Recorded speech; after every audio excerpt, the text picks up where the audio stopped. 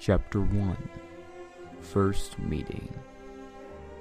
I was born in Linz on the 3rd of August, 1888. Before his marriage, my father had been an upholsterer's assistant at a furniture manufacturer's in Linz. He used to have his midday meal in a little cafe, and it was there he met my mother, who was working as a waitress. They fell in love, and were married in July 1887. At first, the young couple lived in the house of my mother's parents. My father's wages were low, the work was hard, and my mother had to give up her job when she was expecting me. Thus I was born in rather miserable circumstances. 1 year later my sister Maria was born, but died at a tender age. The following year, Therese appeared. She died at the age of 4. My third sister, Caroline, fell desperately ill, lingered on for some years, and died when she was 8. My mother's grief was boundless. Throughout her life she suffered from the fear of losing me too, for I was the only one left to her of her 4 children. Consequently, all my mother's love was concentrated upon me. Meanwhile, my father had set up on his own, and had opened an upholsterer's business at number 9 Klamstrasse. The old Bärenreiter house, heavy and ungainly, which still stands there unaltered, became the home of my childhood and youth. The narrow, sombre Klamstrasse looked rather poor in comparison with its continuation, the broad and airy promenade with its lawns and trees. Our unhealthy housing conditions had certainly contributed to the early death of my sisters.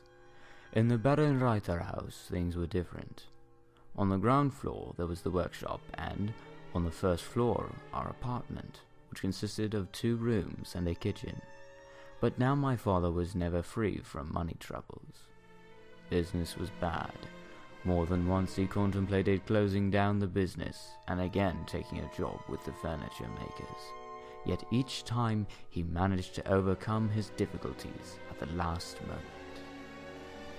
I started school, a rather unpleasant experience. My mother wept over the bad reports I brought home. Her sorrow was the only thing that could persuade me to work harder, whereas for my father there was no question but that I should in due course take over his business. Why else did he slave from morning till night? It was my mother's desire that I should study in spite of my bad reports. First I should have 4 years at the grammar school, then perhaps go to the teachers' training college. But I would not hear of it. I was glad when my father put his foot down and, when I was 10, sent me to the council school. In this way, my father thought, my future was finally decided. For a long time, however, there had been another influence in my life for which I would have sold my soul. Music. This love was given full expression when, at 9 years of age, I was given a violin as a Christmas present. I remember distinctly every single detail of that Christmas, and when today in my old age I think back, my conscious life seems to have started with that event. The eldest son of our neighbor was a young pupil teacher, and he gave me violin lessons. I learned fast and well. When my first violin teacher took a job in the country, I entered the lower grade of the Linz School of Music, but I did not like it there very much, perhaps because I was more advanced than the other pupils. After the holidays, I once more had private lessons.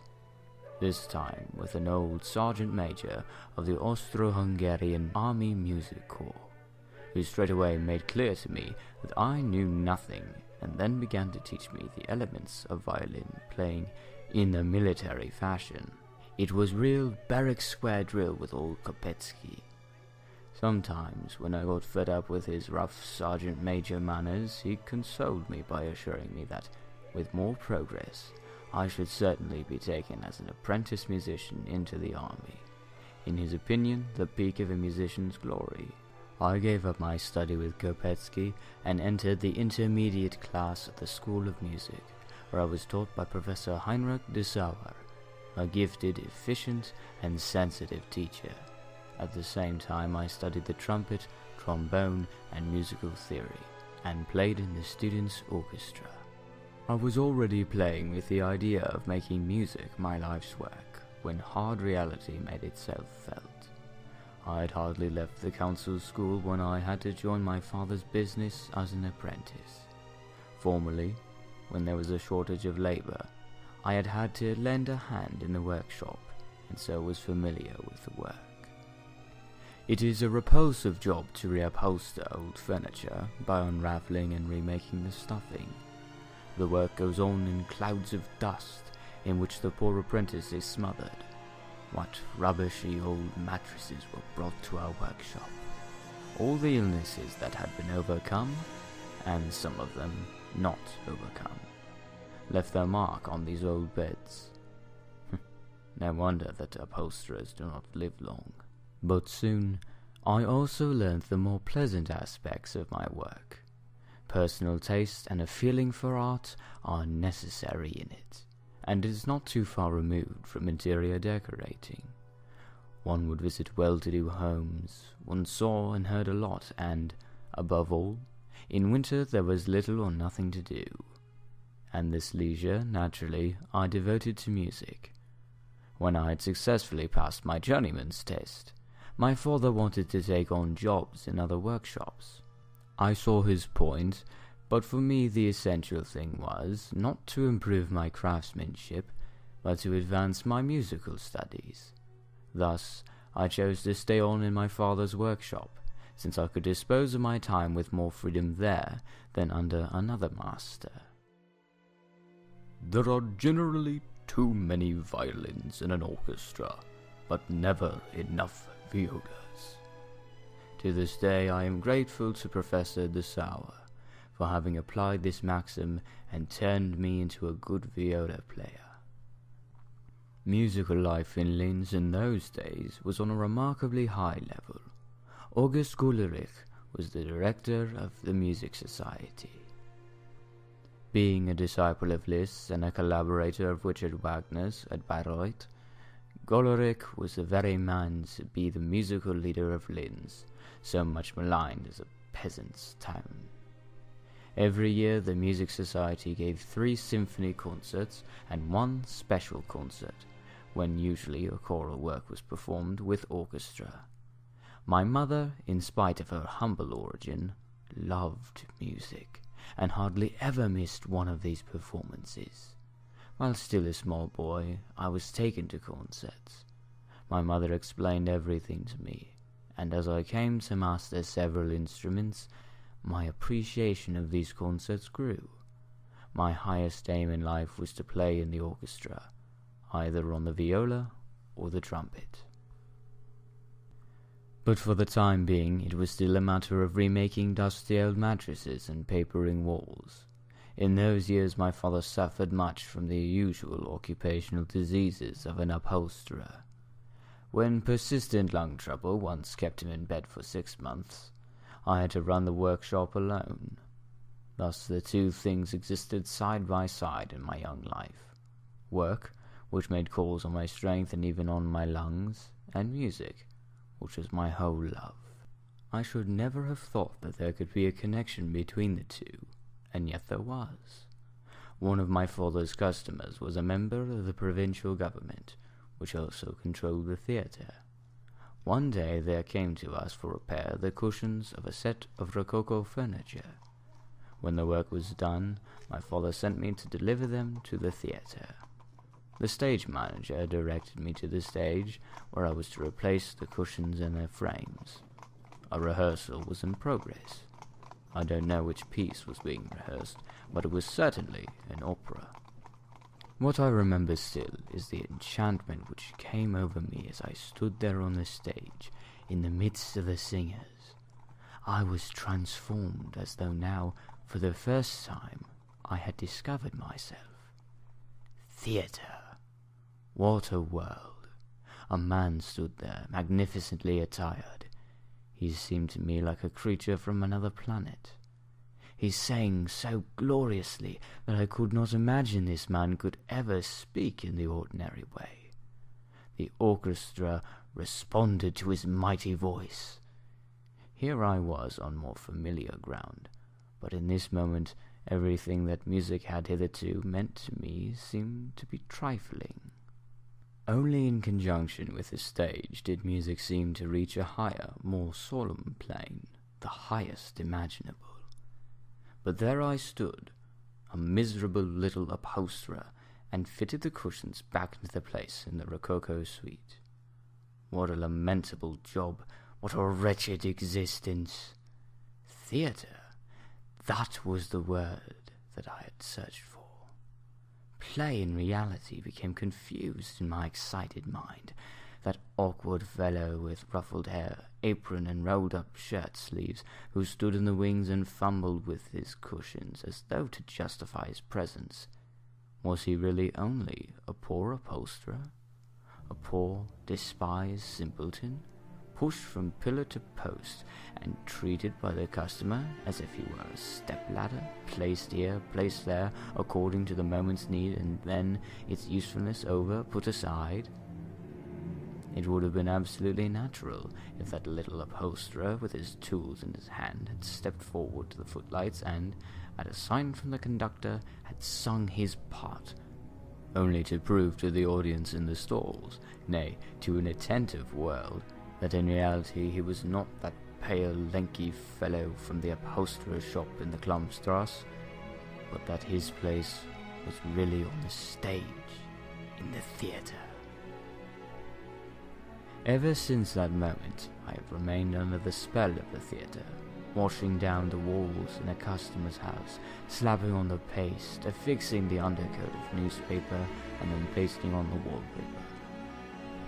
I was all the time dreaming of roaring applause in the theatre, seeing myself as a conductor in front of an orchestra. Such dreaming did not really help my work, and at times it would happen that the pieces of wallpaper were sadly out of position. But once back in the workshop, my sick father soon made me realize what responsibilities faced me. Thus I swayed between dream and reality. At home, nobody had any inkling of my state of mind. For rather than utter a word about my secret ambitions, I would have bitten off my tongue. Even from my mother I hid my hopes and plans, but she perhaps guessed what was occupying my thoughts. What should I have added to her many worries? Thus there was no one to whom I could unburden myself. I felt terribly lonely, like an outcast, as lonely as only a young man can be to whom is revealed for the first time life's beauty and its danger. The theatre gave me new courage. I didn't miss a single opera performance. However tired I was after my work, nothing could keep me from the theatre. Naturally, with the small wages that my father paid me, I could only afford a ticket for standing room. Therefore, I used to go regularly into the so-called promenade, from which one had the best view, and moreover I found no other place had better acoustics. Just above the promenade was the royal box, supported by 2 wooden columns. These columns were very popular with the habitués of the promenade, as they were the only places where one could prop oneself up with an undisturbed view of the stage, for if you leaned against the walls, these very columns were always in your field of vision. I was happy to be able to rest my weary back against the smooth pillars, after having spent a hard day on the top of the step-ladder. Of course, you had to be there early to be sure to get that place. Often it is the trivial things which make a lasting impression on one's memory. I can still see myself rushing into the theatre, undecided whether to choose the left or the right-hand pillar. Often, however, one of the 2 columns, the right-hand one, was already taken. Somebody was even more enthusiastic than I was. Half annoyed, half surprised, I glanced at my rival.